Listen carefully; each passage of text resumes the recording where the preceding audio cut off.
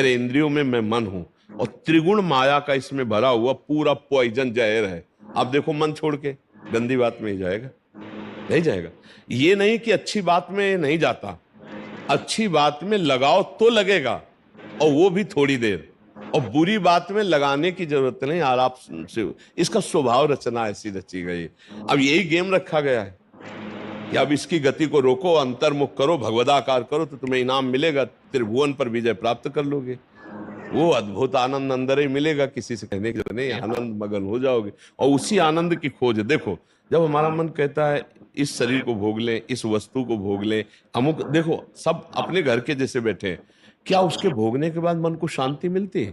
थोड़ी देर के बाद फिर एक नया संकल्प बनता है, फिर एक नई, मतलब हमारी खोज अधूरी रही। वो नहीं मिला जो मैं सोच रहा था। सोचने में जैसा सुख मिलता है वैसा ना भोगने में नहीं मिलता, चाहे वो भोजन हो, चाहे वो दृश्य हो, चाहे वो कोई क्रिया हो। आप देखना, जो मन हमें सोचवा के पागल बनाता है, और जब हम उस पे जाते हैं तो वो चीज हमें नहीं मिलती है।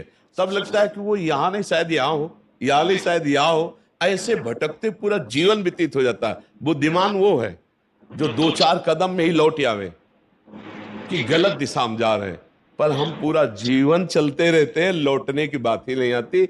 और यहां तक कि शरीर वृद्ध हो जाता है, इंद्रियां काम नहीं करती, पर मन वैसे ही सलाह करता रहता है।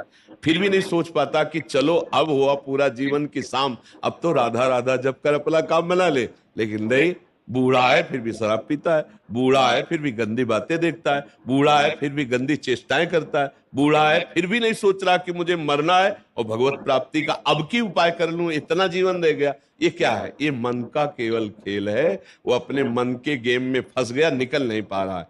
अच्छा, इसमें ये हो कि चलो मन सुखी रहेगा, तो भी नहीं। आप जितना गलत करते जाओगे उतना वो नकारात्मक सोचे पैदा करता चला जाएगा, और उसका परिणाम यह आएगा कि आपको डिप्रेशन में पहुंचा देगा।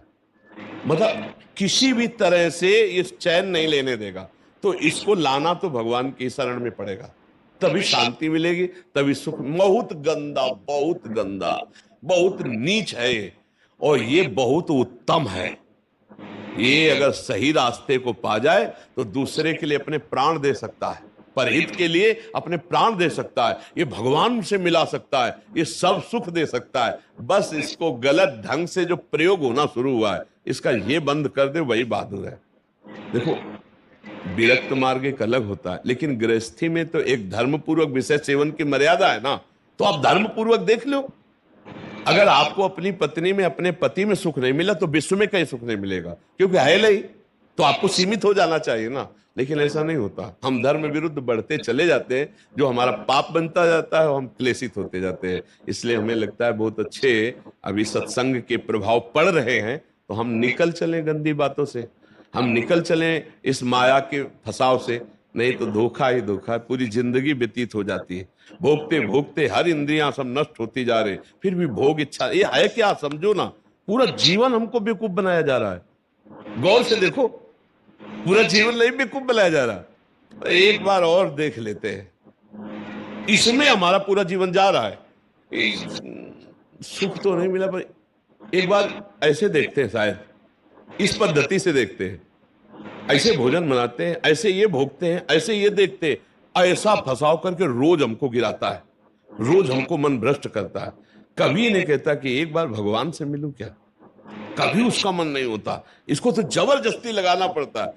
इसको भगवान में लगाने के लिए भी भोगों का प्रलोभन देना होता है, तब ये भगवान में लगता है धीरे धीरे। ये भोगी मन भगवान में भी लगने के लिए तैयार, तो भोग के लिए देखो, भगवान को मना लोगे ना तो बढ़िया व्यवस्था बन जाएगी, चक जो चाहोगे सब हो जाएगा, जो चाहेंगे भगवान दे दे। बहुत मन बेवकूफ बनाता है, इसलिए हमें लगता है मन की बेवकूफी से बचना चाहिए। एक आया था भगतला, उसने कहा भगवान से मैं भजन करूंगा, सब करूंगा, लेकिन 1 लाख सुंदरियां स्त्रियां चाहिए। गजब का दिल है तेरा, गजब का दिल है यार। जिनके एक है ना, तो कभी कभी एकांत में ऐसे बैठ के बैठते हैं। तो इसीलिए मल की कहीं में मत रखो, ये बहुत बड़ा भूत है, ये परेशान कर देगा, नष्ट कर देगा। इसे सतमार्ग में लाओ, भगवत मार्ग में लाओ, तभी आनंद की। इसकी केवल चाल है, ये नहीं ये नहीं ये, वो है नहीं। पक्का समझ लीजिए। ये हमारे को भ्रम पैदा करता, कुछ नहीं, कुछ नहीं है। नाम जप करो, सत्संग करो, धर्म पूर्वक विषय भोगो, हम मना नहीं करते। एक उसे सीमा में रख के भोगो धर्म में, तो उससे क्या होगा, तुम्हें घृणा हो जाएगी।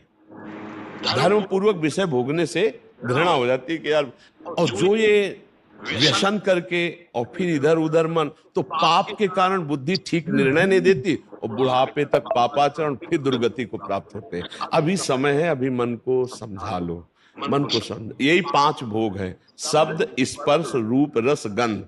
इसी में मनुष्य फंसा है और इन्हीं भोगों से हमारी दुर्गति हो जाती है।